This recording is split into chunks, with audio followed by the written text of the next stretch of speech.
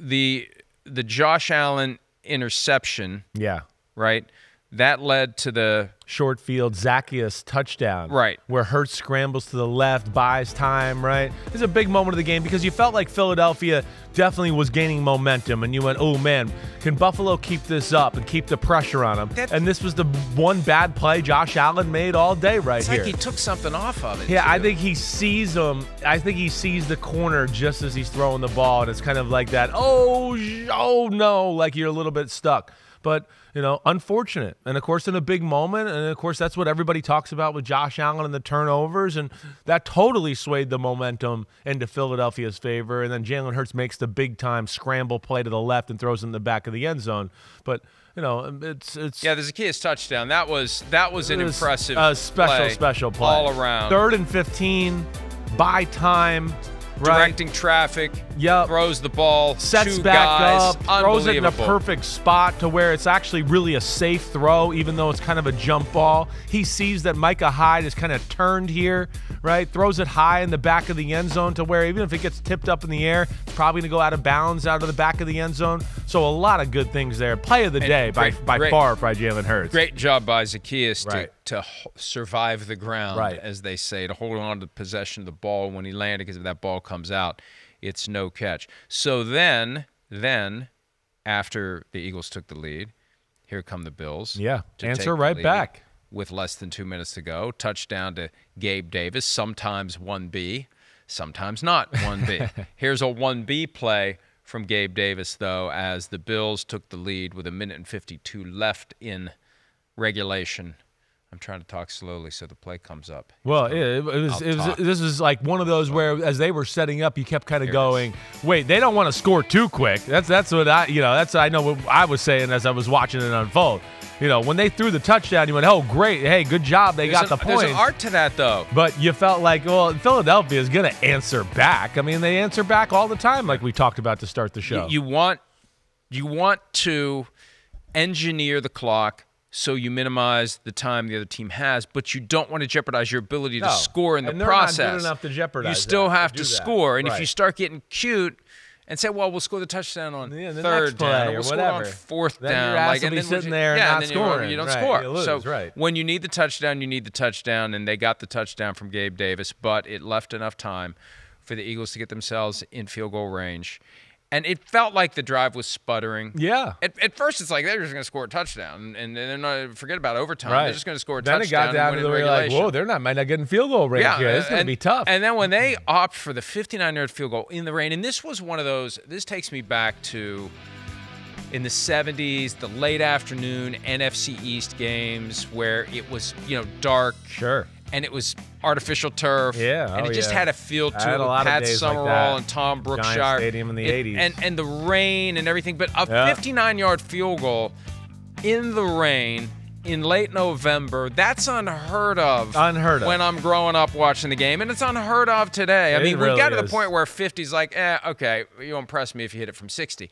But 59 on grass in the rain to drill it under those circumstances with the game on the line, that was incredible. And we saw Tyler Bass, who's one of the league's better kickers, struggle throughout the day, missed 2 field goals that for today's terms, to make your point, were very makeable field goals, where there was 6 points left on the board.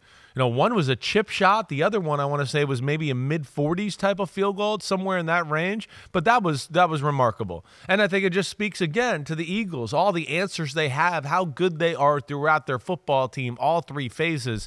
It's incredible. It really is. But this is one of those games where Philadelphia, of course, the answers, the grittiness, the clutchness, whatever. Buffalo's going to be sick watching this game when they watch it back today because, of course, they're going to feel like, and they should, they're going to feel like, hey, wait, we had 500 yards of total offense. We dominated time of possession by 14 points.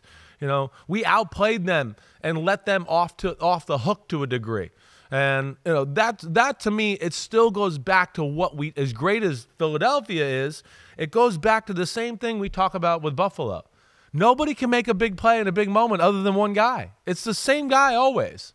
And everybody today, which really, pisses me off a little bit, is going to talk about Josh Allen and his turnover. I saw it on social media as soon as the game was over, right? And it's just insane. How could you watch that game and not go, man, that's one of the best players in football, if not one of the better quarterback specimens you've ever seen in your life? I don't know how you could not watch that. And what he did on the football field yesterday, he does everything for them. Nobody on Buffalo ever bails Josh Allen out. That's the problem, right? Josh Allen, I know turnovers are an issue. How about this little food for thought for everybody? He's played one more game than Hurts and Tua, and he only has 2 more turnovers. It's not that drastic. We'll see how it shakes out by the end of next weekend. They might be tied. Are this other sports channels going to do a special on their turnovers like they do on Josh Allen and waste 4 days of talk, on Josh Allen's the problem. Josh Allen is the gift to the Buffalo Bills. He is the least thing they have to worry about. It's somebody else in that organization has to help Josh Allen out at some point. And he was phenomenal yesterday.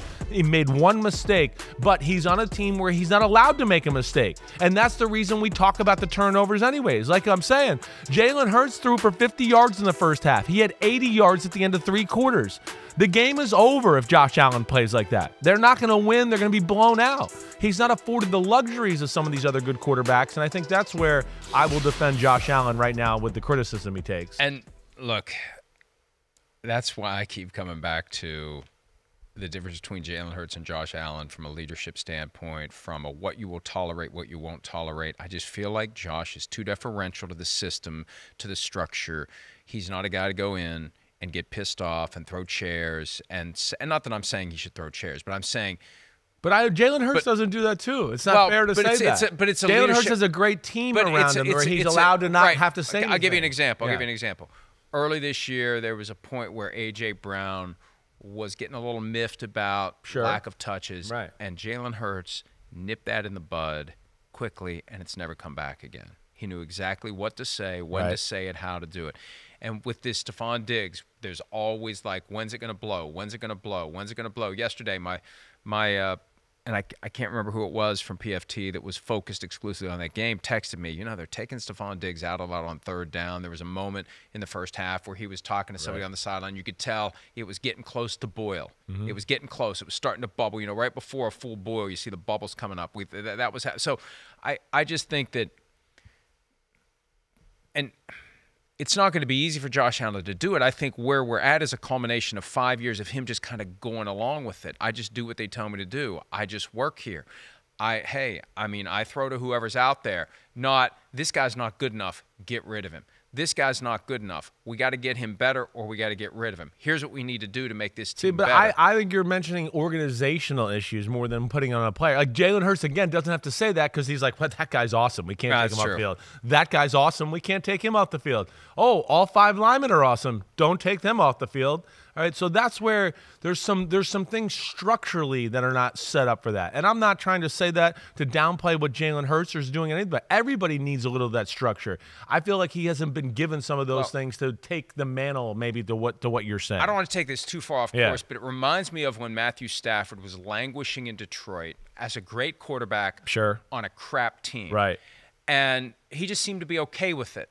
And, I remember thinking and probably saying, if that was Peyton Manning, he would either demand that things change, and here's how they're going to change. Here's a stack 2 feet high of recommendations I have on how to change things, or you're going to trade me. Yeah. I'm not going to waste my career on this team where there's other people around me who don't have the same skills and abilities. They don't have the same desire. They don't have the same drive. They don't have the ability to rise up in the moment and make a big play, and I'm not taking it anymore. You're either going to change or I'm out. And again, it's how you're wired. It's what you're willing to tolerate. And I just feel like Josh Allen is willing to tolerate a lot of stuff because I've yet to see him show me that kind of either quiet or loud fire, that determination, that resolve. He plays incredibly well. But if he's ever going to get to where he wants to be, he's got to be the one that grabs the bill by the horns. And he's got to say, this is what's going to happen or I'm out. We got to get this team better or I'm out. We got to get it's so rare, though. It's just like Peyton Manning's going to do that. I get that, but he's Peyton Manning. That's why he was Peyton Manning. I don't know if it's fair to throw all that on Josh Allen. I'm not throwing it all on him. I'm just trying to. He's taken the bull by the horns a few times, and the team still fails him. They've got a team go down and score with 13 seconds. They don't give him the ball back in overtime, right? Nobody else does anything every time. Stafford goes to Sean McVay. McVay then to the world goes, this guy's got something to him, and now we look at Stafford different. Right. He's never had a hype guy behind him either. Exactly. But that's my point. Okay. If he's ever going to get to where he wants to be, at some point, I'm not trying to criticize him here. I'm trying to say, we all get to a point in our career where, okay, we're either going to go next level or we're going to stay where we are. Right. How do we go next level? What do we do? What do I have to do to go next level? Right. And it's all based on the hand you're dealt. This is the hand he's dealt. So how do I take this hand I'm dealt and go next level?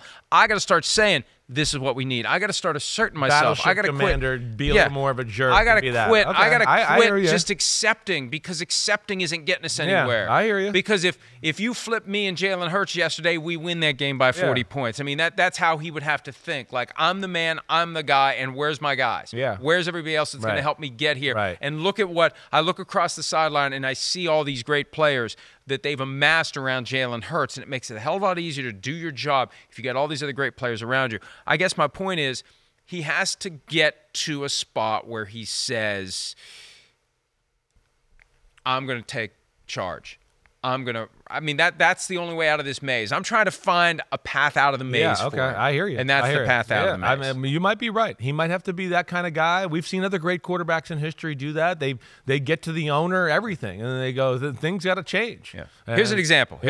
Yeah. Because after the 59-yard field goal by Jake Elliott, there were 20 seconds left. Right. And you've got Josh Allen. Yeah. And there's 20 seconds left. And you don't want to go to overtime in Philadelphia against the Eagles. You want to try to score if you can. They took a knee. Yeah. Here's Sean McDermott and Josh Allen from after the game on the decision to take a knee and head for overtime.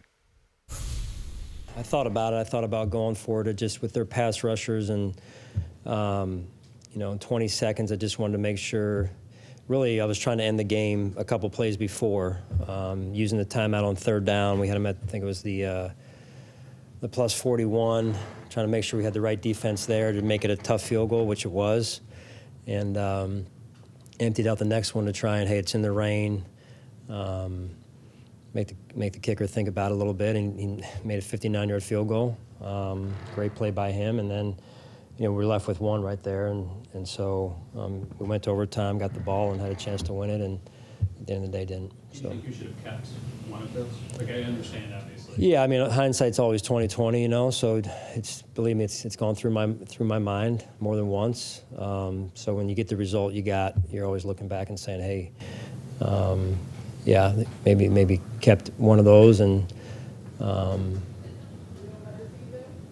so that's the life we live. I don't know. No, that's the right play.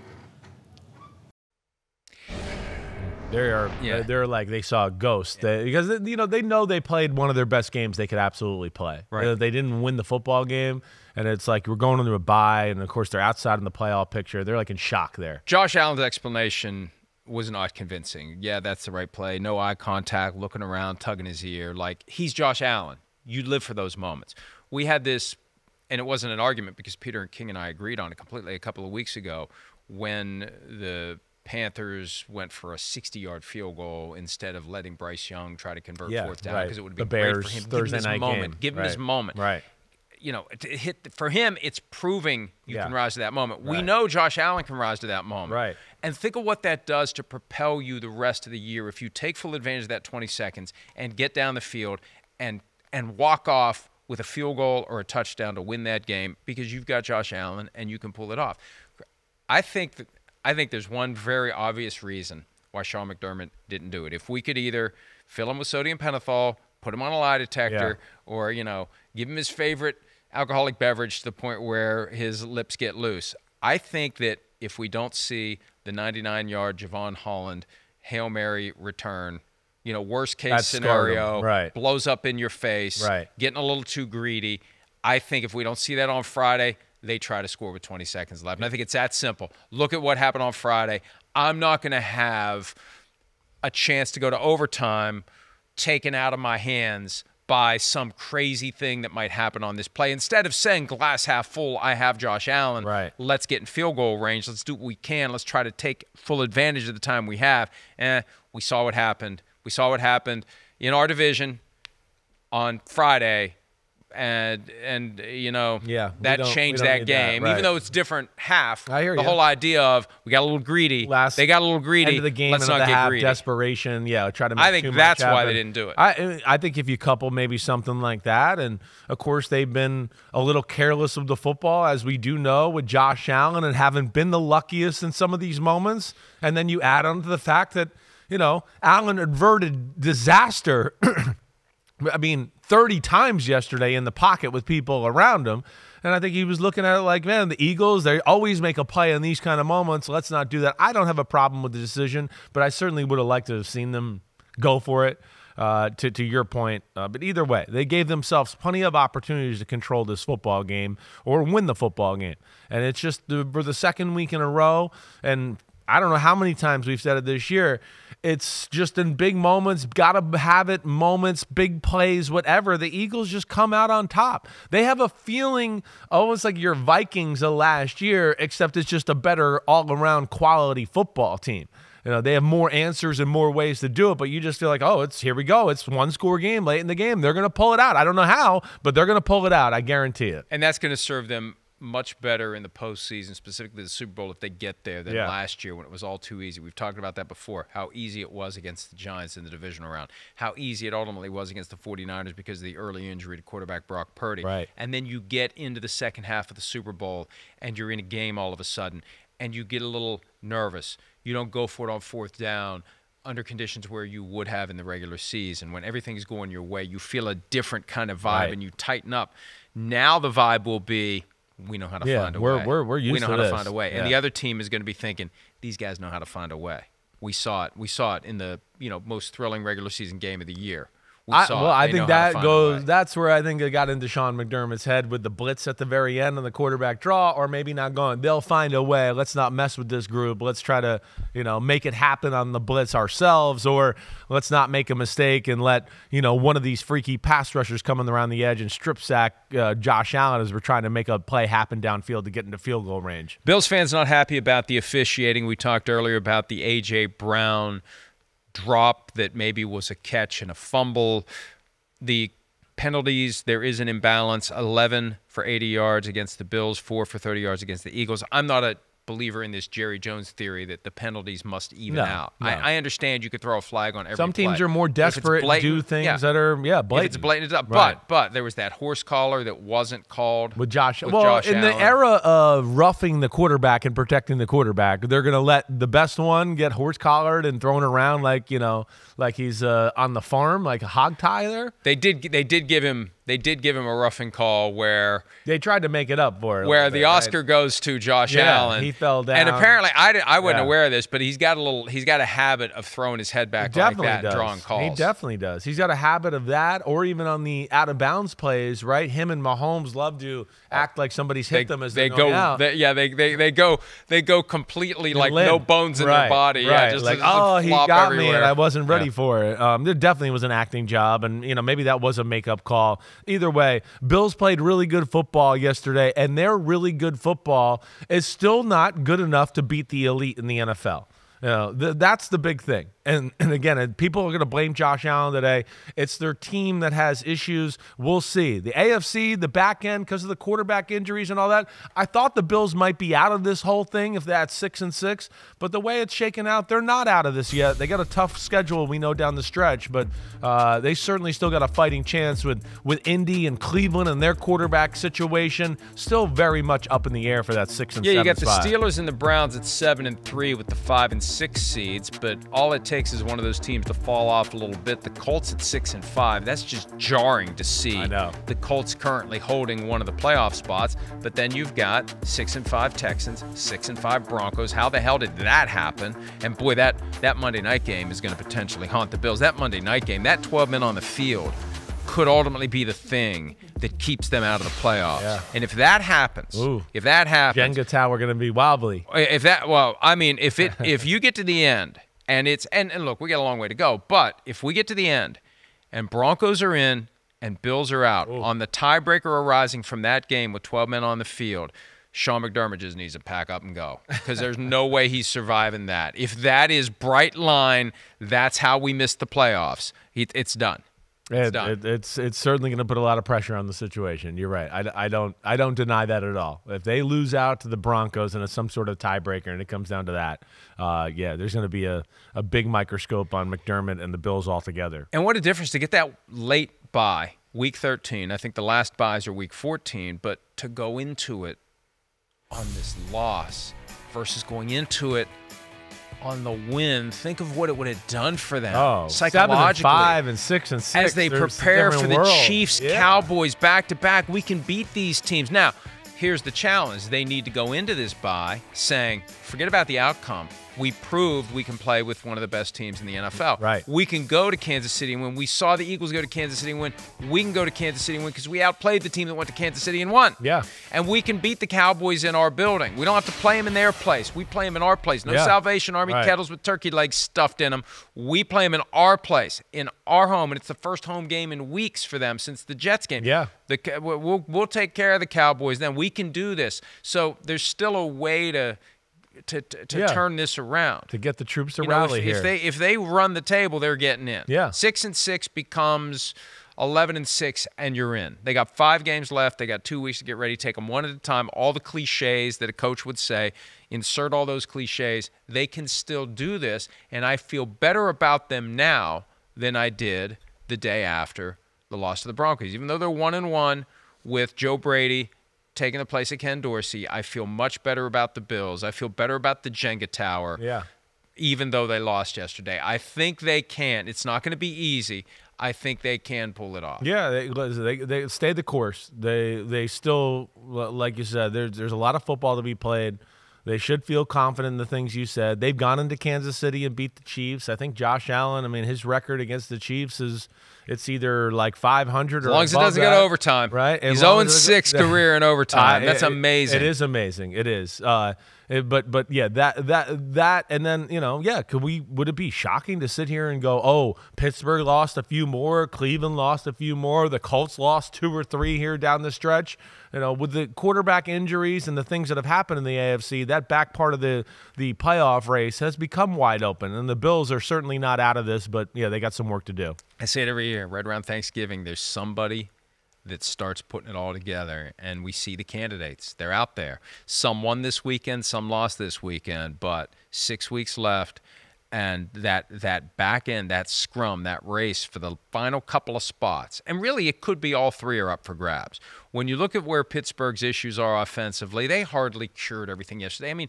That was kind of a sluggish, they finally outgained an opponent, but the Bengals didn't have Joe Burrow. Yeah. So there's questions about them. There's questions about the Browns now that Dorian Thompson-Robinson has a concussion, and they got embarrassed by the Broncos. You got questions about the Texans who lost, the Colts who knows. Yeah. I think the Bills have the one thing that those other teams jockeying for position don't. And that's Josh Allen. Yeah, they do. The only team that you would throw maybe in that class with them now is the Texans, because C.J. Stroud is a guy that's not Josh Allen yet, but damn, we're gonna hit that game next, because that was the other game of the day. He is a superstar just happening in front of our eyes. And the Broncos have Russell Wilson, who is not Russell Wilson from last year. He's Russell Wilson. He's the different guy. Yeah, that's right. He's taking care of the football and making some magic happen at the right moment. So that'll be fun to watch here. You set aside records. We got the 6-week sprint to the finish. Maybe it's as simple as the Bills, the Texans, and the Broncos getting the 3 spots in the AFC, the 3 wild card spots, because they got the 3 clearly best quarterbacks. Yeah. Maybe it's that simple. I don't know if it plays out that way, because how do you explain the Steelers at 7-4 and the Browns at 7-4?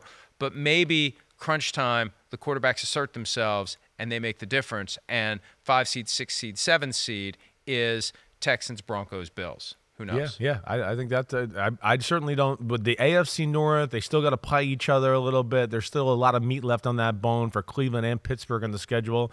Yeah, there's certainly a way you could see Denver or Buffalo sneak into the playoff picture. Hi, it's Mike Florio. Thanks for watching PFT on YouTube. Hit subscribe for the latest news and analysis from Pro Football Talk.